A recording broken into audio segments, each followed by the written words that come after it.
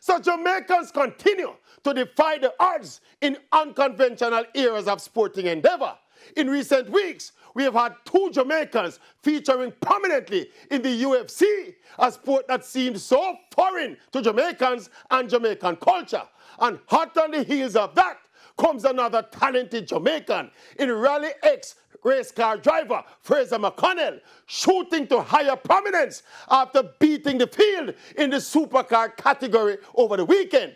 And not only was the Jamaican presence emphasized by the color of the car, but McConell himself was fully decked out in his colors, with all the style and swag of another brightly shining Jamaican sports star. And I want to say this, you all see the struggles that sports is going through to get restarted in Jamaica, right?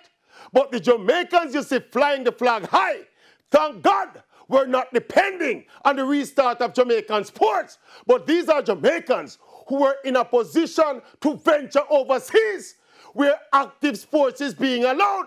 And when them win now, then we hear, "Hooray, Jamaica win and congrats on Jamaica proud," without understanding the link between the bare survival of local sports and the likes of Randy, Rude Boy Brown, and Fraser McConell getting to where they can continue to make Jamaica proud. Check it, check it, check it.